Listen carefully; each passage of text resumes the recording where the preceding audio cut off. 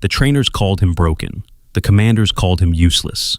And by the end of the week, they were ready to get rid of him forever. For 8 days, they watched the military dog starve himself. Not because he was sick, not because he was injured, but because he refused to obey one order. Then an old man in a patched olive jacket walked through the snow and quietly said 4 words, "Let me talk to him."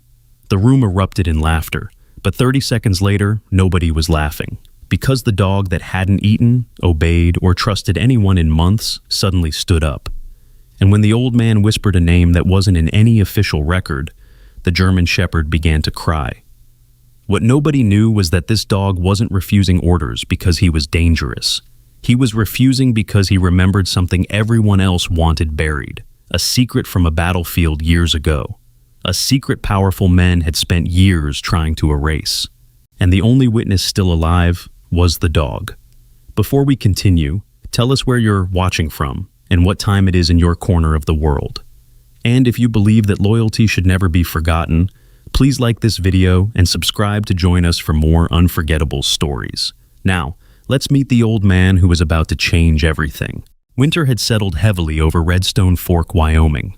Snow covered the roads, the rooftops, and the rolling hills beyond town. A cold wind swept across the open fields surrounding Granite Pass Training Grounds, one of the region's largest military working dog facilities. It was just after sunrise, and another day of training had already begun. At the far end of the training yard, a German Shepherd named Havoc lay motionless on a patch of packed snow. The dog had become the center's biggest problem, and its biggest joke. For 8 days, Havoc had barely eaten. Not because food was unavailable, not because anyone was hurting him. Every day, trainers brought him fresh meals. Every day, they tried different approaches. Some used encouragement, others used routine exercises. A few attempted to rebuild his confidence through simple drills. Nothing worked. Havoc ignored them all. He refused commands. He refused obstacle courses. He refused bite work exercises. He refused search drills. Yet he never became aggressive. He never growled, never snapped, never caused trouble. He simply lay there, watching, waiting. His amber eyes always seemed fixed on something far beyond the fences of Granite Pass. The trainers had stopped trying to understand him. Most of them had settled on a simpler explanation. The dog was broken. "Try again," one trainer said that morning. The trainer was a man in his 40s who had spent years working with military dogs. He tossed a training toy several feet away. Havoc did not move. Another trainer crouched beside him and placed a food bowl nearby. Fresh meat, warm, the kind most dogs would devour immediately. Havoc barely looked at it. A few younger handlers exchanged frustrated glances. One shook his head. 8 days. Almost. The other sighed. "I've never seen anything like it." Neither had most of the people working at Granite Pass. Military dogs were trained to work through pain, fear, weather, and exhaustion. But Havoc wasn't refusing because he couldn't. He was refusing because he chose to. That made him impossible to understand. Near the administration building stood Alaric Voss. At 59 years old, Voss served as a senior executive overseeing several private military contracts connected to working dog programs. His expensive coat and polished appearance stood out against the rough winter surroundings. He watched Havoc for several moments before turning toward the facility managers. "We've wasted enough time." Nobody argued. The room had reached the same conclusion days earlier. Veterinary examinations showed no serious illness. Blood tests revealed no major problems. Physically, the dog should have been functioning, yet he refused. That was all anyone seemed to care about. Voss opened a folder. "The behavioral research facility in Montana is willing to take him." The words settled heavily over the room. Everyone understood what they meant. Dogs sent there rarely came back. One manager nodded reluctantly. "We don't have many options left." Voss signed the final page. The decision was made. Havoc's future had been decided. Outside, snow continued falling quietly. The dog remained exactly where he had been all morning, watching the horizon, waiting. Hours later, a pickup truck rolled slowly past the facility entrance. The driver was Calder Vance. Most people in Redstone Fork knew him by sight. Few knew anything else. Calder was 58 years old, though almost everyone guessed he was much older. Years of hard labor, loneliness, and old wounds had left deep lines across his face. His dark hair had long ago surrendered to streaks of silver. Gray stubble covered his jaw. His patched olive jacket looked as though it had survived several lifetimes. He lived alone in nearby Coyote Bend. Some days he repaired fences. Other days he cut firewood. When winter storms arrived, he earned extra money clearing snow. He rarely talked about himself, and nobody asked. Calder was driving toward another repair job when something caught his attention beyond the training fences. A dog. He slowed, then stopped. For several seconds he remained seated behind the wheel, watching. The wind blew snow across the yard. Havoc still hadn't moved. Something in the dog's posture felt familiar. Calder stepped out of the truck. The cold wind immediately pushed against his jacket. He walked toward the fence. Several trainers noticed him but paid little attention. Visitors occasionally stopped to watch training exercises. Nothing unusual about that. But Calder didn't seem interested in the facility. His eyes never left the dog. Minute after minute passed. The trainers eventually returned to their work. Calder stayed exactly where he was, watching, studying, remembering something only he seemed to recognize. For the first time all day, Havoc shifted slightly, not much, just enough to raise his head. Their eyes met. A strange silence settled between them. One trainer noticed, then another. Soon several people had stopped what they were doing. The dog hadn't responded to anyone in days. Yet now he was staring directly at a stranger standing outside the fence. Alaric Voss stepped outside and followed their gaze. "What is this, Whistle?" he asked. Nobody answered, because nobody knew. Calder remained still. The wind tugged at his worn jacket. Snow gathered on his shoulders. Havoc continued staring. Neither looked away. Finally, Calder spoke. Only 3 words. "Let me try." For a second nobody reacted. Then laughter spread through the yard. A trainer shook his head. Another smirked. One of the handlers laughed openly. They had spent weeks trying everything they knew. Veterinarians, trainers, behavior specialists. And now an aging laborer in a patched jacket believed he could succeed where everyone else had failed. To them, it was ridiculous.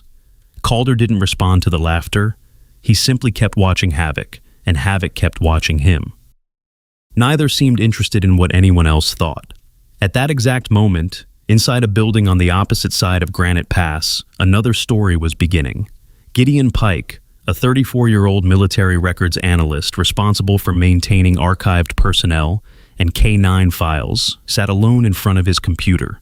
Something about Havoc's records had bothered him for days. The file looked wrong. Too many edits, too many missing sections, too many inconsistencies. That afternoon, he finally ran a deeper audit. The results stunned him.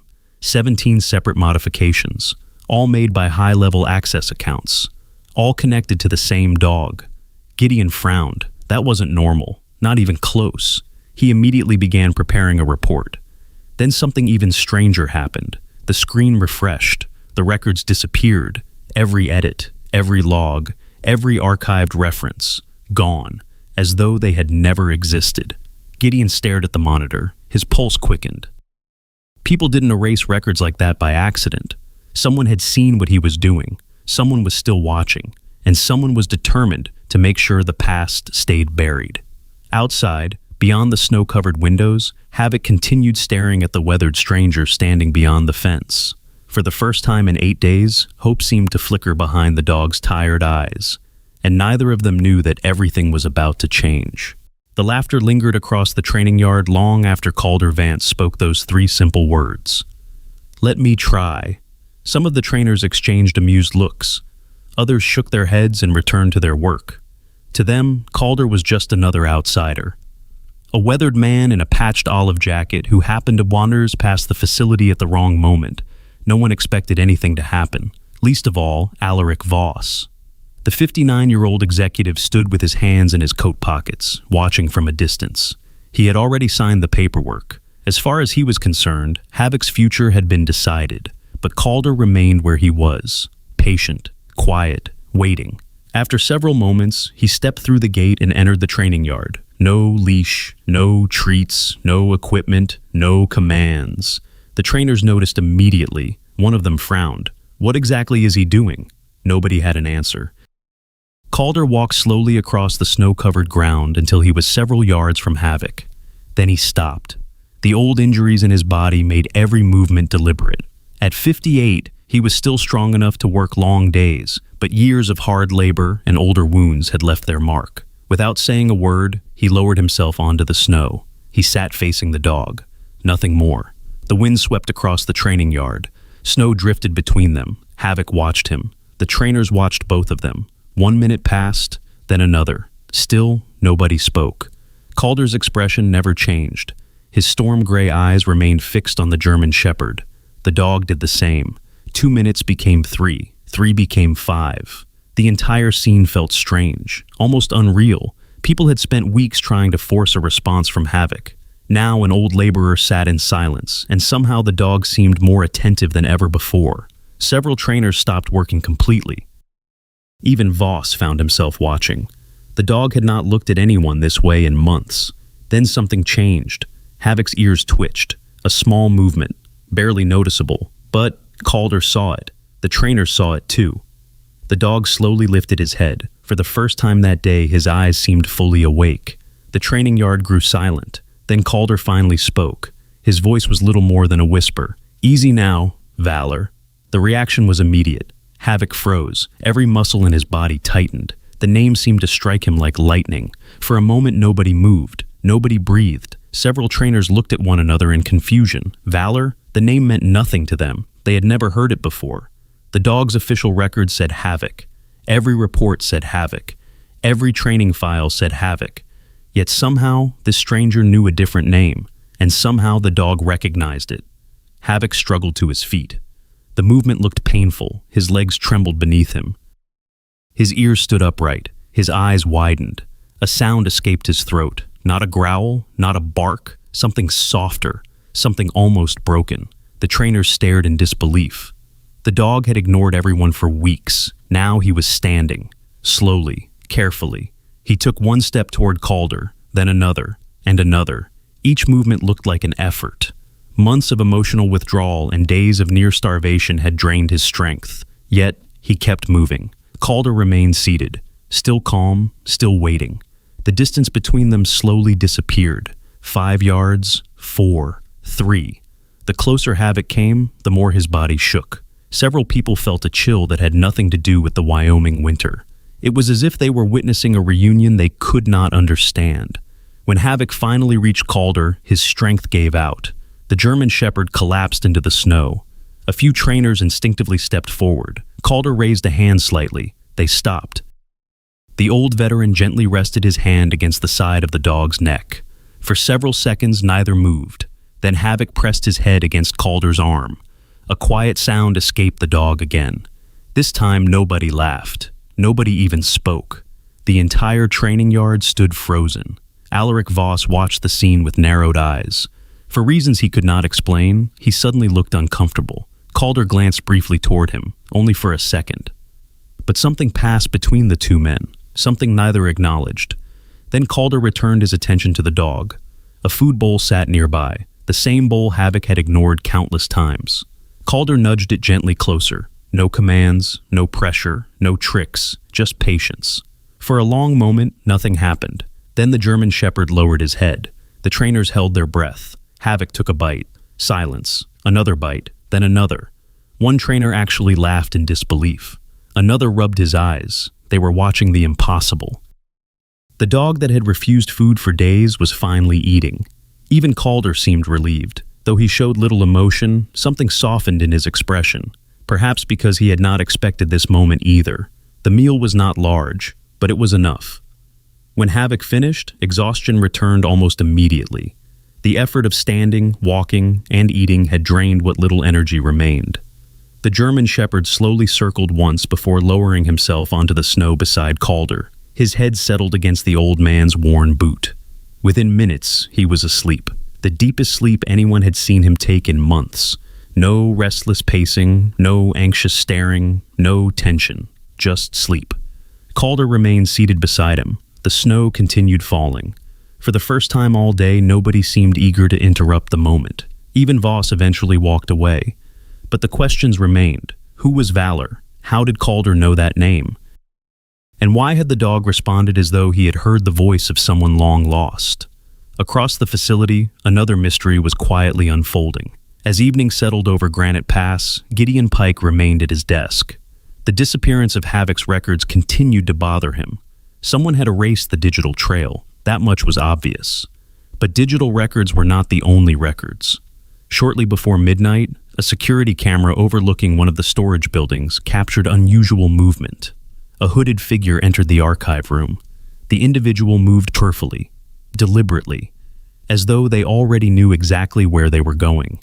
Several minutes later, the figure emerged carrying a small storage box. The camera angle was poor, the face remained hidden, but one detail was visible, a faded label attached to the side. 4 words, Jabal Sarim Operation.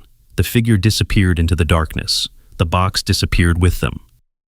And somewhere inside that missing archive was a secret important enough for someone to steal.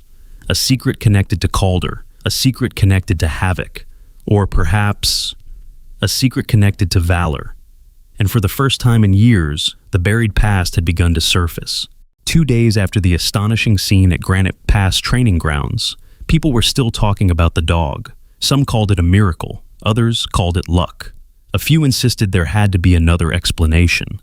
What nobody could explain was why a German shepherd that had ignored every trainer, every command, and every reward had responded instantly to a weathered stranger from Coyote Bend. The questions spread quickly through the facility, and Alaric Voss hated questions. The 59-year-old executive had spent years building a reputation on control. He preferred predictable outcomes. He preferred reports, procedures, and conclusions. Havoc's sudden transformation threatened all 3. For 8 days, the dog had been a problem nobody could solve. Now, after a few minutes with Calder Vance, everything had changed. Voss watched the growing attention with increasing frustration. The trainers were talking, the staff were asking questions, people wanted answers. Most importantly, they wanted to know why Calder had called the dog Valor. That name appeared nowhere in the records, nowhere in the training reports, nowhere in the official history. Voss wanted the discussion to end, immediately, but openly opposing Calder would only attract more attention. So, he chose a different approach. The next morning, he summoned Calder to his office. Calder arrived wearing the same patched olive jacket he always wore. At 58 years old, he looked considerably older than his age. Years of hard work and old military injuries had left their mark. Voss sat behind his desk. Several facility managers were present. Havoc remained outside under supervision. For a moment, nobody spoke. Then Voss folded his hands. "You seem convinced this dog can recover." Calder simply nodded. "I am." Voss leaned back. "Then prove it." The room became quiet. Calder waited. "If you believe you can help him," Voss continued, "I'll authorize a temporary behavioral trial." One manager looked surprised. Another immediately understood the strategy. If Calder failed, the situation would end naturally. If he succeeded, Voss could still claim the decision had been his. 48 hours, Voss said. "You take the dog to your property in Coyote Bend." Calder remained silent. If he continues eating, sleeping, and showing improvement, Granite Pass will reconsider the transfer order. The executive paused. If he regresses, the behavioral research facility receives him as scheduled. The offer sounded reasonable, perhaps even generous. But Calder sensed something else beneath it. Voss expected failure. He was certain of it. The old veteran rose from his chair. "I'll take him." The meeting ended shortly afterward. Within hours, temporary authorization papers were signed. Several trainers watched as Havoc was led toward Calder's truck. Most of them remained skeptical. One trainer shook his head. 2 days won't change anything. Another shrugged. Maybe not. Yet neither sounded entirely convinced, because they had seen what happened in the training yard. They had seen the dog stand. They had seen him eat. And they had seen something in his eyes that had been missing for a very long time. Hope. Late that afternoon, Calder opened the passenger door of his old pickup. Havoc climbed inside without hesitation. The engine started. The truck rolled toward the exit. No ceremony marked the departure. No one stood outside waving goodbye. Yet as the vehicle passed through the front gate, several employees found themselves watching. Without realizing it, they were witnessing something important. Because the dog leaving Granite Pass that day would never truly return as Havoc, the name belonged to a lie. and lies rarely survive forever. The drive to Coyote Bend took less than an hour. Snow-covered roads wound through forests and open fields. Neither Calder nor the dog made a sound, yet the silence felt comfortable, familiar. As though they were traveling a road both of them had known long ago. By the time they reached the small cabin, daylight was fading. The property sat alone near the edge of town, simple, quiet, far from everything. Calder opened the truck door. The German Shepherd stepped onto the snow. For several moments he simply stood there, looking around, listening, breathing in the cold air. Then he followed Calder toward the cabin. No leash, no command, no hesitation. Inside, the evening unfolded quietly. Calder prepared food. The dog ate, not much, but enough. The next morning, he ate again. And again that evening. Small victories, yet each one mattered. For the first time in months, progress appeared real. The second day brought even more changes. The dog slept deeply. His posture relaxed. His eyes no longer carried the same distant emptiness. The transformation was impossible to ignore. By the end of the 48-hour trial, even Granite Pass could not deny what had happened. Reports arrived from visiting staff. Photographs documented improvement. Behavioral observations confirmed stability. The evidence spoke for itself. The transfer order lost its justification. The behavioral research facility was notified that the dog would not be arriving. For the first time, Voss's plan had failed. Officially, Granite Pass extended Calder's authorization indefinitely while additional reviews continued. Unofficially, everyone knew the decision was permanent. The dog was staying. That evening, Calder sat on the porch, watching the sun disappear behind distant mountains. The German Shepherd rested nearby. The snow reflected the fading orange light. For a long time, neither moved. Then Calder looked toward the dog, Havoc. The German Shepherd remained still, no reaction. The old veteran nodded slowly, as if confirming something he already knew. A few moments later, he spoke again, Valor. The dog's ears immediately lifted, his head turned, his eyes locked onto Calder. The response was instant, natural, certain. The old veteran smiled faintly. For the first time in many years, the truth felt undeniable. The dog had never been Havoc, not really. That name had been forced onto him, assigned, recorded, filed away in paperwork. But names written on paper are not always the truth.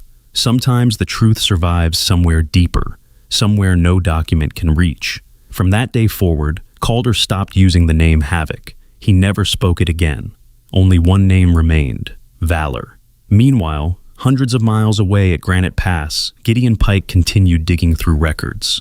The 34-year-old military records analyst could not shake the feeling that something larger was hidden beneath the missing files. The deleted data, the stolen archive box, the mysterious name Valor. Every answer seemed to create new questions. So he began searching older paper archives, and before long, that search would uncover something that should have been impossible. A photograph, a forgotten mission, and the name of a dead man who might still be alive. Snow continued falling across Wyoming, but inside Calder Vance's cabin, the evening was quiet. A fire crackled inside the old wood stove. The warmth filled the small room and pushed back the winter cold pressing against the windows. Valor lay near the hearth, resting after another day of recovery. He looked stronger now. His coat had regained some of its shine. His movements were steadier, but something still troubled him.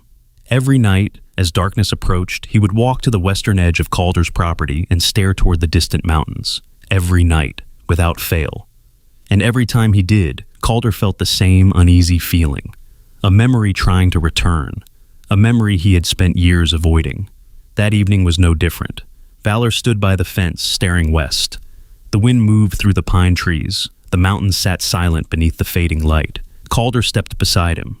The dog briefly looked up, then returned his attention to the horizon. The old veteran followed his gaze. 5 years earlier, the western mountains had not been covered in snow. The air had not smelled of pine. The landscape had been completely different. Dry, rocky, unforgiving. A place called Jabal Sarim.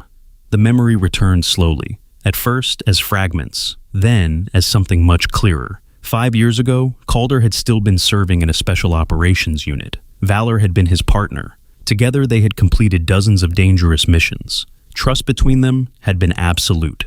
During one operation, intelligence reports led their team to Jabal Sarim.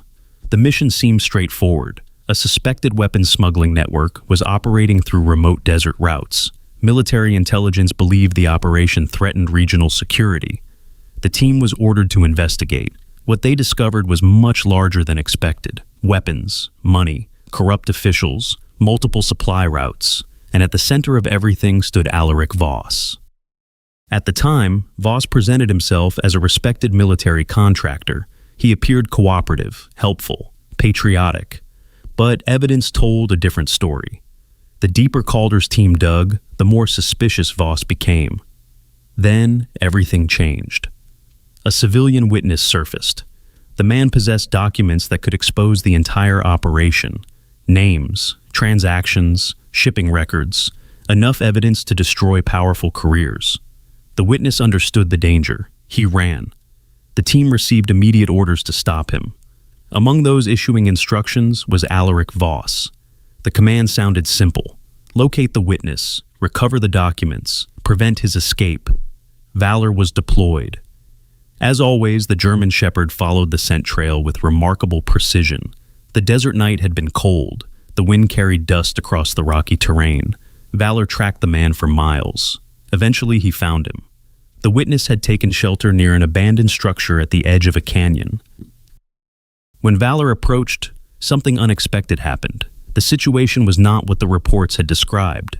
The witness was not armed. He was not hiding among criminals. He was protecting people. A frightened woman, a man carrying a small child, another child standing beside them, an innocent family. The witness stood between them and the approaching danger. Valor slowed. The dog understood human fear better than most people realized. He saw it in their faces. He heard it in their voices. These were not enemies. These were people trying to survive. The German Shepherd stopped. Back then, Valor had never disobeyed a command, not once.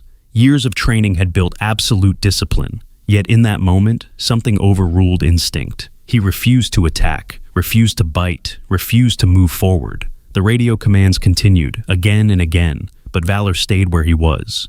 The witness looked at the dog in disbelief. The family remained frozen. And for the first time in his entire working life, Valor chose not to obey. The consequences came quickly. The operation ended badly. The witness escaped. The evidence disappeared. Official reports were rewritten. Questions were buried. And someone needed to take the blame. Voss made certain that someone would be Valor. The German Shepherd was suddenly labeled unstable, unreliable, unfit for service. The reports claimed he had developed behavioral problems, that he could no longer be trusted in the field. His name disappeared from records. The name Valor vanished. A new name appeared, Havoc. The change seemed small, just a word on paper, but Calder understood what it really meant. Someone was erasing the dog's history, erasing everything connected to Jabal Sarim, erasing the truth. The memory faded as Calder stood beside the fence. Valor remained motionless.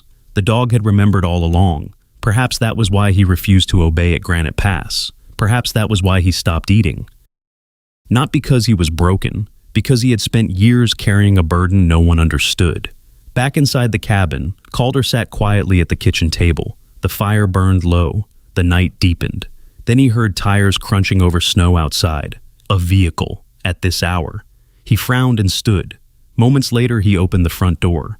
No vehicle remained. No person stood outside. Only darkness, and something resting on the porch. An envelope. No name, no address, no markings. Calder picked it up. Valor immediately approached. The dog's ears rose. His attention fixed on the envelope. Slowly, Calder opened it. Inside was a photograph, a recent photograph. The image showed a man standing beside a gas station, somewhere in the southwest. Older, thinner, gray-haired, but recognizable. Calder's eyes widened. For several seconds, he simply stared.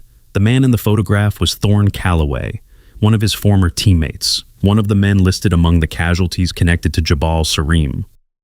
Official records stated he had died 5 years earlier. Calder had believed it. Everyone had. Yet the photograph had clearly been taken recently. Thorne was alive.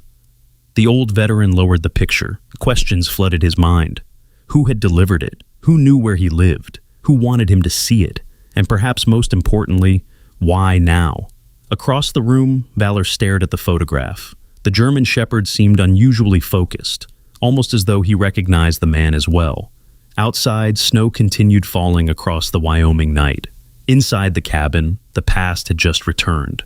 And somewhere beyond the mountains, beyond the years of silence and buried reports, someone had decided it was finally time for the truth to come out.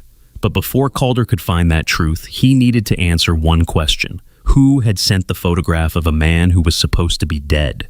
The photograph remained on Calder Vance's kitchen table long after sunrise. He had barely slept. Each time he closed his eyes, he saw the same face. Thorne Calloway, alive. For 5 years, Calder had believed his former teammate was dead. The official reports said so. The military records confirmed it. The memorial service had been held.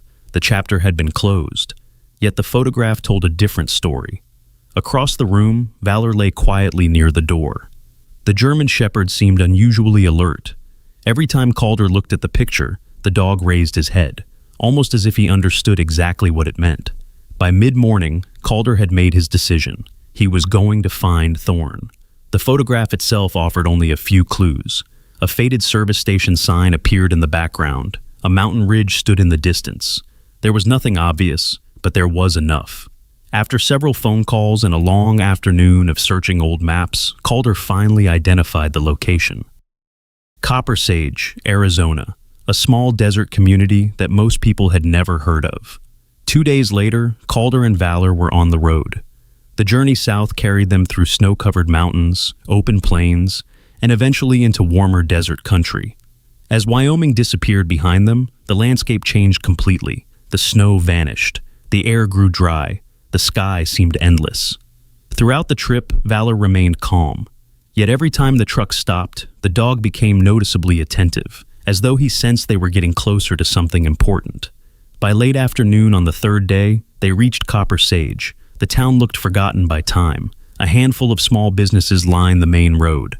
Dust drifted across empty parking lots. Old pickup trucks sat outside weathered buildings. It was the kind of place where strangers were noticed immediately. Calder parked beside a diner and began asking questions. Most people shook their heads. Some avoided eye contact and Nina says sondut. Others simply said they didn't know anyone named Thorne Calloway, but eventually an elderly gas station owner pointed toward the edge of town. "There's a man living out past the old water tower," he said. "Keeps to himself. Doesn't talk much. Might be who you're looking for." An hour later, Calder found the place.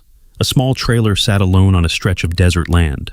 No neighbors, no visitors, no signs of company. Valor stepped out of the truck first. The dog froze. His ears lifted. His posture changed instantly. Calder saw it immediately. The German Shepherd knew something. Slowly they approached the trailer. Before Calder could knock, the door opened. An older man stepped outside. He looked tired, weathered, older than his years. His hair had turned gray. His face carried the marks of hard living and long isolation, but Calder recognized him immediately. "Thorne." The man's expression changed. For several seconds, neither spoke. Then a faint smile appeared. "You're slower than you used to be," Thorne said quietly. The years between them vanished. For a moment, they were simply two soldiers seeing each other again.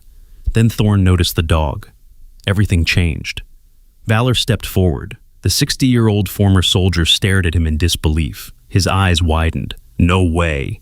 The German Shepherd walked directly to him, not cautiously, not uncertainly, like someone greeting an old friend. Thorne knelt slowly. His hands trembled. Valor pressed his head against the man's shoulder. For several moments, neither moved. Calder looked away, giving them privacy. Some reunions deserved silence. Later that evening, the three sat inside the trailer. The desert sun had disappeared beyond the horizon. A single lamp illuminated the room. For the first time in years, Thorne began telling the truth. "I never betrayed anyone," he said. Calder nodded. Part of him had always believed that, but hearing the words still mattered. Thorne explained everything. After the events at Jabal Sarim, the evidence against Alaric Voss had become impossible to ignore. Too many names, too many transactions, too many secrets. The civilian witness wasn't the only person carrying dangerous information. Thorne had copies as well. Enough information to expose powerful people. When Voss learned that, everything changed. Threats followed, warnings followed, then came attempts to make the problem disappear. Thorne realized he had only two choices: stay and die, or vanish. He chose to disappear. The military reported him dead. A false story entered the system. Most people accepted it. That was exactly what Voss wanted. A dead man couldn't testify. A dead man couldn't expose corruption. Calder listened without interrupting. The pieces were finally beginning to fit together. Then Thorne looked toward Valor. "He's the reason I'm still alive." Calder frowned. Thorne nodded. "The night everything happened, they found me." He paused. "Not the military, Voss's people." The room fell silent. I thought it was over. Then Valor appeared. The German shepherd lifted his head. "He warned me before they got close. Gave me enough time to escape." Thorne smiled faintly. "That dog saved my life." The truth hit Calder harder than he expected. For years, he had believed Valor was punished for disobeying. Now he understood the full picture. The dog hadn't simply refused an order, he had protected innocent people. And afterward, he had protected Thorne. Everything Voss feared pointed back to the same witness. Valor. The dog remembered. The dog knew. And that made him dangerous to the wrong people. By midnight, the entire story finally stood before them. Every missing record, every altered file, every buried report. They all served the same purpose: protect Alaric Voss. Outside, the desert night was quiet. Inside, Calder felt something he had not experienced in years: hope. For the first time, they had enough pieces to fight back. But they were not the only ones moving. Hundreds of miles away, Gideon Pike continued his own investigation. The 34-year-old records analyst had secretly copied everything he could recover. Instead of trusting internal channels, he sent the evidence directly to federal authorities. The files eventually landed on the desk of Special Agent Dana Whitaker. Dana was a 52-year-old FBI investigator specializing in public corruption and organized criminal networks. After reviewing the documents, she immediately opened an investigation. The names were too important to ignore. The connections were too serious. And for the first time in years, someone inside the federal system began asking questions Voss could not control. That same night, danger arrived. Outside a roadside motel where Calder and Valor planned to spend the night before returning to Wyoming, headlights appeared. A black SUV rolled slowly into the parking lot. No license plates, no markings. The engine remained running. Calder noticed it through the motel window. Valor was already on his feet, watching, waiting. The dog emitted a low, warning growl, not out of fear, recognition. Someone had found them. Somewhere, information had leaked. And if Voss's people were here now, they would not stop searching. The hunt had begun. By the time Calder Vance, Thorne Calloway, and Valor returned to Redstone Fork, Wyoming, the sky had already turned the color of steel. A winter storm was moving across the valley, covering the roads, the pine forests, and the distant western mountains in a thick white silence.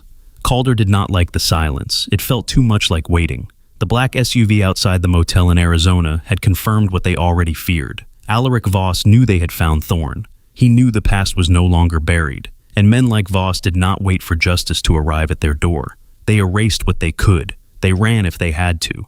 And if cornered, they destroyed everything behind them. At the same time, Gideon Pike's decision to send the recovered files outside the internal system finally began to matter. Gideon, a 34-year-old military records analyst at Granite Pass, had copied every document he could restore: old service records, altered K-9 files, financial transfers, and references to Jabal Sarim. He did not know who would believe him, but he had sent the evidence to a federal contact before anyone could make it disappear again. The files reached Special Agent Dana Whitaker, a 52-year-old FBI investigator assigned to corruption and financial crime cases. Dana had spent her career following paper trails that powerful people believed were safely hidden. When she saw Gideon's files, Thorne's name, and the altered history of the dog once called Havoc, she understood immediately that this was not a simple records issue. It was a cover-up. By the next morning, Dana contacted Gideon. By noon, she had begun verifying the documents. By evening, she was on her way to Redstone Fork with a small federal team, but Voss was moving too. Somewhere outside town, He had started gathering the last pieces of evidence that could connect him to Jabal Sarim. Old contracts, shipping records, hard drives, payment logs, documents that should have been destroyed years earlier but had survived because men like Voss never trusted anyone completely, not even themselves. The storm grew worse after sunset. Snow swept across the roads in heavy waves. Visibility dropped. Wind shook the trees around Calder's cabin. Thorne sat near the kitchen table, reviewing the notes he would give to the FBI. Calder stood by the window, watching the darkness. Valor paced near the door. At first, Calder thought the dog was simply restless. Then Valor stopped, lifted his head, and stared toward the west. The same direction he had watched for weeks. The same mountains. The same silent pull. A low sound came from his throat. Calder turned. "What is it, boy?" Valor moved to the door, then looked back. His ears were forward. His body was tense, but not afraid. He was asking to be followed. Thorne slowly stood. He knows something. Calder looked toward the storm. Every practical part of him said to wait for Dana, to stay inside, to let the FBI handle it. But Valor had been right before. He had been right in Jabal Sarim. He had been right about Thorne. Calder trusted him. Minutes later, the three of them moved through the snow in Calder's truck. Valor sat upright, eyes fixed ahead. The road toward the western ridge was nearly buried, but the dog reacted at every turn, pulling against the seat, guiding Calder with sharp movements of his head. They left the main road and followed a narrow service trail into the pine forest. Halfway up the ridge, Valor barked once. Calder stopped. Through the storm, faint light glowed between the trees. A warehouse, old, isolated, nearly hidden beneath snow and shadow. A dark cargo van sat outside. So did two SUVs. Valor pushed forward before Calder could speak. He lowered his nose to the snow, then moved toward the building with certainty. Near the rear entrance, the smell hit them even through the cold. Smoke, diesel, burned paper, and metal. Thorne's face tightened. They're destroying it. Inside the warehouse, Alaric Voss stood beside stacked crates and open file boxes. At 59, Voss still carried himself like a man used to being obeyed. His expensive coat was dusted with snow, and his face showed none of the confidence he had once displayed at Granite Pass. Several men worked around him, feeding papers into metal burn barrels and removing hard drives from old computers. He was too late to look calm. Calder pulled out his phone and sent the location to Dana. Then he waited. That was the hardest part. Valor did not wait easily. He stood beside Calder, trembling with focus, eyes locked on the warehouse door. Years ago, he had watched evidence disappear in a desert night. This time, he would not let the truth vanish. Within 20 minutes, headlights appeared through the storm. Dana Whitaker and her federal team arrived quietly, surrounding the warehouse from three sides. Local officers blocked the road below. The snow swallowed most of the sound, but not the movement. Voss saw the lights too late. When federal agents entered the warehouse, the burn barrels were still smoking. Crates of documents remained open. Hard drives lay scattered across a workbench. Payment ledgers, shipping manifests, and Jabal Sarim references were all there. Dana stepped forward and identified herself. Voss looked past her and saw Calder, Thorne, and Valor near the doorway.